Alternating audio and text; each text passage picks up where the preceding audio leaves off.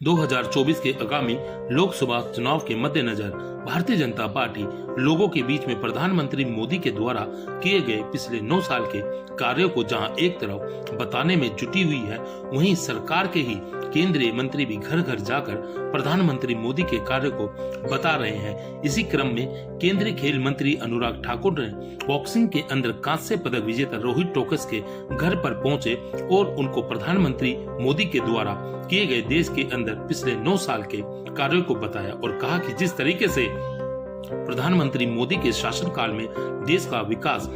हुआ है और देश विकास के रास्ते पे चल रहा है और देश ही नहीं विदेशों में भी भारत देश का डंका बज रहा है। पूरे विश्व भारत को एक लीडर की नजरों में देखता है। वहीं देश के अंदर प्रधानमंत्री मोदी के द्वारा किए गए अनगिनत कार्य हैं जो देश को प्रगति के रास्ते पर ले जा रहे हैं। उन्होंने कहा कि जिस तरीके से प्रधानमंत्री मोदी का नारा और सपना है कि सबका साथ और सबका विकास, जिससे भारत एक विश्व भर में सशक्त देश बनकर उभर रहा है। आप तस्वीरें देख रहे हैं साउथ दिल्ली के मुनीरका गांव की, जहां पर केंद्रीय खेल मंत्री अनुराग ठाकुर बॉक्सिंग के अंदर कांस्य पदक विजेता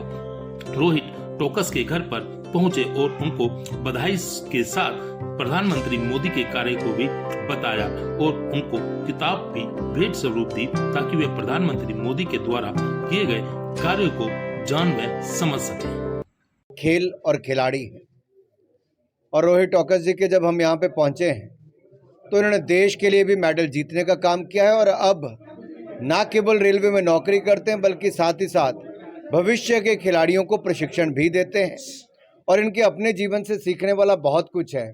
जहाँ एक और पिता रेसलर थे, इन्होंने स्विमिंग के साथ शुरुआत की, बॉक्सिंग भी की और फिर बॉक्सिंग में मेडल जीतने का काम भी किया और यहीं रुके नहीं, भविष्य के लिए भी उभरते हुए खिलाड़ियों को प्रशिक्षण देना अपने आप में उपलब्धि है। और हमने मोदी जी की सरकार में जहां खेलों को बढ़ावा मिला है, खेल को बढ़ावा मिला है, खिलाड़ियों को बढ़ावा मिला है, इसको लेके भी चर्चा की